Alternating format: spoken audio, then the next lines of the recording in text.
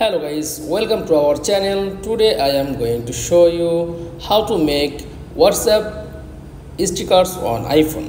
Okay, so let's get started. Then first of all, click on WhatsApp app and choose on someone. Okay, tap on sticker option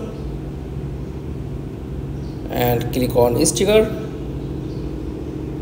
Then tap on create option and choose any image. Okay, and to make WhatsApp stickers on iPhone, then send another. That's all.